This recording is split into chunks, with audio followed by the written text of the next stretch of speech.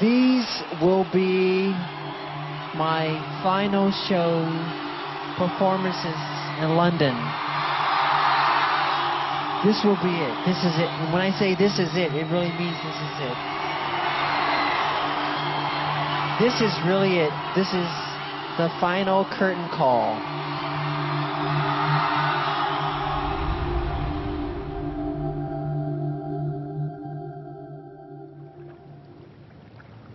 Tonight, right now, Michael Jackson should have been performing here at the O2 Arena in London. It was going to be the biggest comeback of all time. And those putting on the show couldn't hide their delight to be working with Michael Jackson. I would trade my body for his tomorrow. He's in fantastic shape. Physically and mentally, I mean, we're having a blast. We really are. We're having a great time. We have a gentleman here that needs help, and he's not breathing. He's not responding to anything, you know.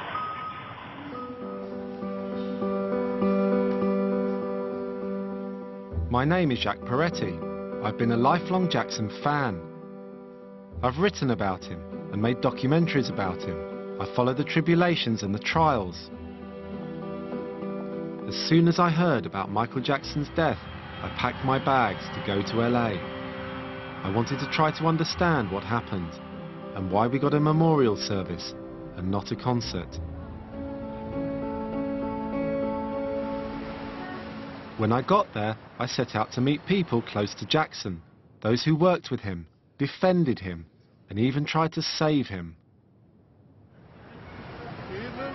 For years, Jackson had been strange, reclusive, and aloof.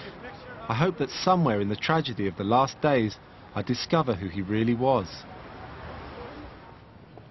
I arranged to meet one of Jackson's few true insiders, a friend of his for 20 years, who'd been trying to get him in shape for the O2 concert since March, 3 months before his death. A legend from my own childhood, every bit as huge as Michael Jackson.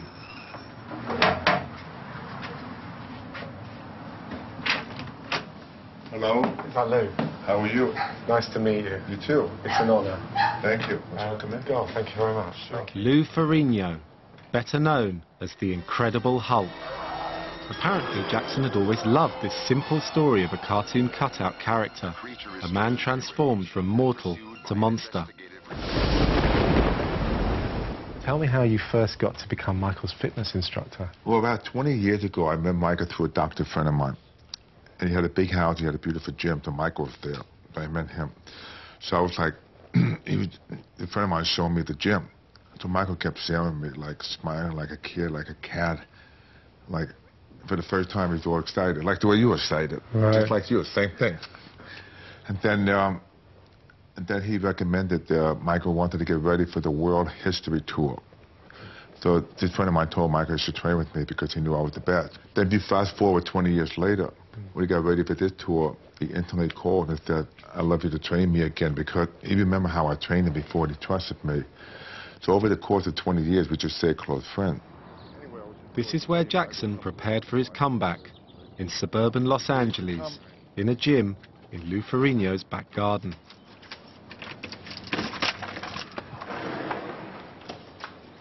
And this is a valuable tool for a lot of people. Okay. So it's very simple because basically... So what would you do with that then, Lou? Well, for example, I could just lay on it myself. Yeah. Like if you're laying here, Okay. and you know, you're doing sit-up and crunchy because... These are the exercises that Lou gave Jackson, rolling on a ball, It's very simple. You want to move them like this, or and like lifting a this big forward, rubber for band. example. A high Not the sort of things you'd imagine would get Jackson in shape for 50 concerts at the O2 Arena. Yeah. So those are that's very straightforward for him and not too much. Because one of these, Yeah, which was the one, that was he didn't want to do these. This was too heavy for him. Yes. Wow. Well, I must say that even I could manage that. No, but 20 years ago he used it, but it's light, but Yeah. he just loved being here, and Well, that's the impression I get, Lou. To be honest, to me, it seems as though he really liked your company and that he really liked being here. And that somehow the workout, he could have done the workout, that kind of workout himself, couldn't he? But maybe he just wanted to be, maybe he just wanted to hang out with you. it's like that too. It's the motivation, and because in here it's very safe. There's no cameras, there's no people taking pictures, just him and I felt safe.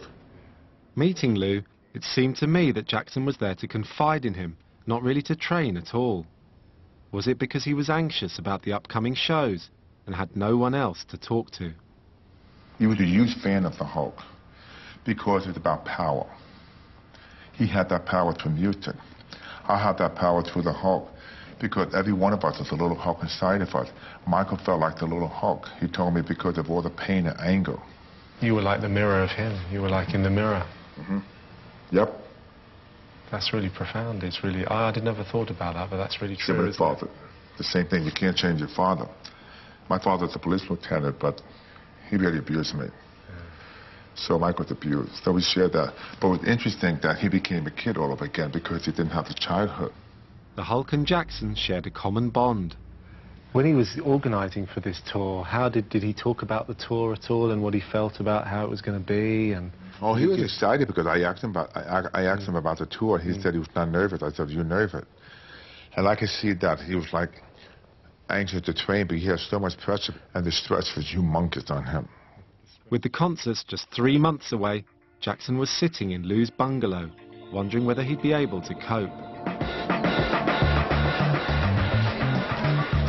Back in Britain, the first batch of tickets sold out on the internet within minutes. And at the O2, fans queued for hours to snap up the rest. Yes! I wanted to meet another of Jackson's small group of trusted friends, Tom Mesereau, lawyer to the stars.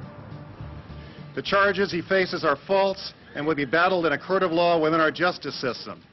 4 years ago, he successfully defended Jackson against child abuse allegations. He got acquitted, but he kind of was a broken man. I think he was broken in many ways because I think to come through 5 months, 5 days a week of those horrific attacks probably scarred his soul, probably shocked him in ways we'll never know. Certainly he physically deteriorated. He looked like skin and bones at the end. His cheeks were sunken in, his eyes were heavy. The poor fellow could hardly smile even after he was acquitted. He wasn't just a broken man. He was seriously in debt. The former king of pop, now without a kingdom. Michael was somewhat like a rolling stone. He moved to Bahrain. He was there for a year in the Middle East. He then moved to Ireland. He lived in a castle.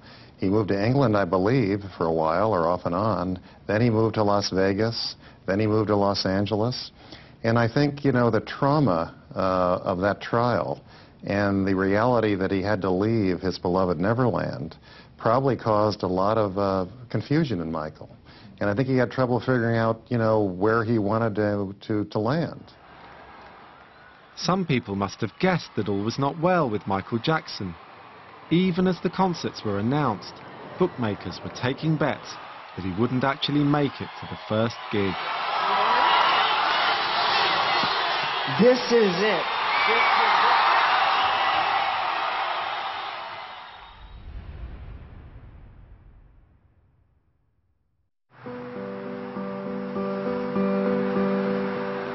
I wanted to find out what pressures were on Jackson in the months before he died.